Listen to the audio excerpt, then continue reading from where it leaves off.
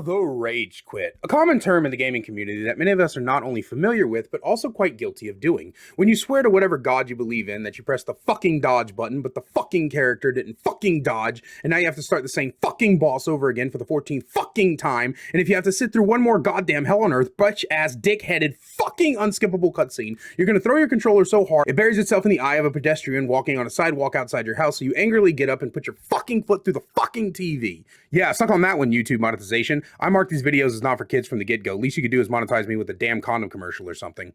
But in any case, the rage quit is a long and outstanding tradition among gamers with the introduction of live service games and their inability to pause to go answer the door, go to the bathroom, or check on the guests down in what can only be described as the dungeon of love, has come with the ability to disconnect from the game, or DC for short.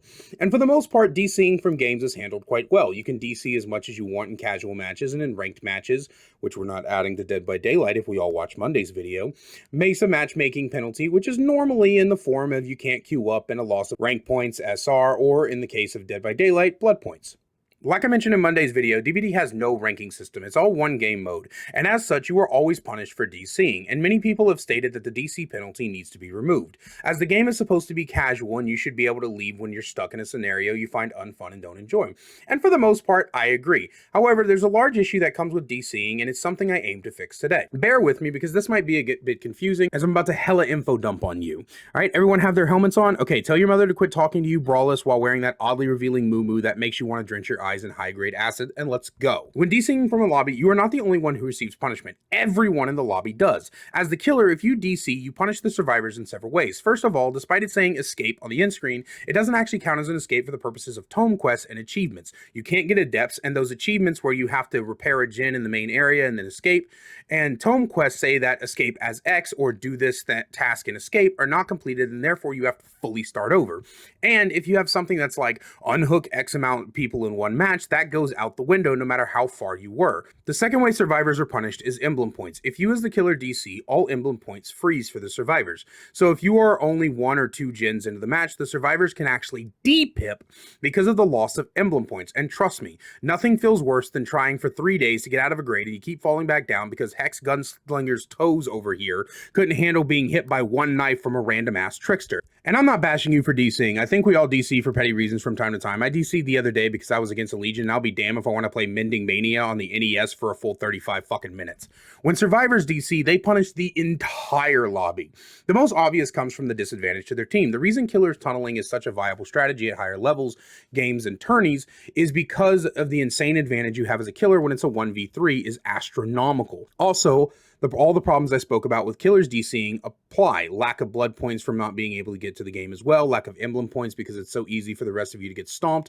A way less chance that they'll be able to complete achievements and adepts. Also, the disadvantage will often lead to your fellow survivors wasting their offerings, add-ons, items, and since your selfishness has caused them to get a lot of blood points, these things are harder to replace. But Survivor also punishes the killer. But Kaiser, you said killers have an advantage to win the game. Yeah, Connor, and if you'd quit fantasizing about your sister in that bikini at the family pool party last summer, you'd know at this point in the video, things besides lost wins are affected by DCing. Now interrupt me again and I'll burn your limited edition custom ordered spirit body pillow with the bandages removed. Many killer achievements rely on killers getting 4Ks. There's obviously the adepts, but there's things like the Tools of Trade achievement, require Merciless, which is a 4K, and the Evil Incarnate achievement for Myers, which is even worse because I have to moor you cockroaches while specifically using the Tombstone or Tombstone Piece add-on. And guess what? All DCs stop dead in their tracks. Exactly. DCs don't count for kills, only ever actually count for those odd tome quests that make you have to have one living survivor while using 3 perks from a certain killer. On top of that, you lose out on any hook state, blood points, and emblem points. I know that there's inevitably going to be somebody in the comment section when it comes to these blood point things that say, oh, but whenever someone DCs, the whole lobby gets a little bonus. That little bonus is not even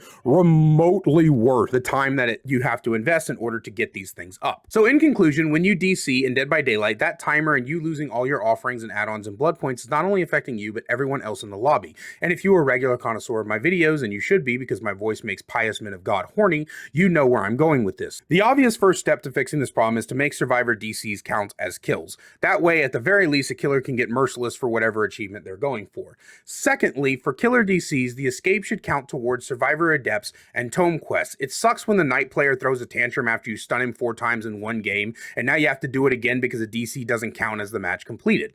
Next, for the way it affects emblems and blood points, when a killer DCs, all survivors should get a minimum of 4 gold emblems. This should guarantee at least a safety pip in an iridescent and a single pip in lower grades. If a survivor DCs, however, the following should happen. All survivors get emblem points as if the DCer was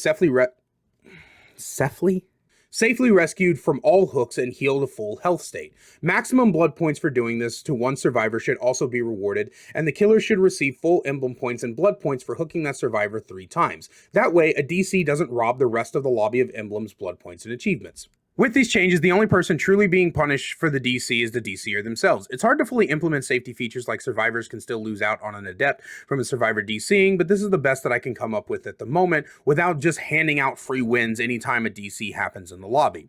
Now, I have been told by someone in my Twitch chat back when I originally pitched this idea to them over on twitch.tv/KaiserTheBard, link in the description, someone said Swifts would take advantage of the blood point farm, and who the fuck cares? Look, there's over 60 characters in this game. Every prestige is roughly 1 million blood points. If someone wants to speed run prestiging everyone by constantly throwing themselves to the mercy of the DC timer, then so be it. By the time they finish making fools of themselves to get the 650 million blood points it would take to prestige every character to 100, there will be another 20 characters released, so fuck it, just let him. And as a final note, I would like to say that whether these changes I've pitched today are implemented or not, I do believe that the timer on DC penalties needs to change slightly. As it stands, you go from a 30-second penalty to like 5 minutes to 15 to fucking 60 in an instant, and it's a bit jarring. I say start the penalty at 30 seconds and then double it each time. 30 seconds to a minute, 1 to 2, 2 to 4, 4 to 8, and so on and so forth.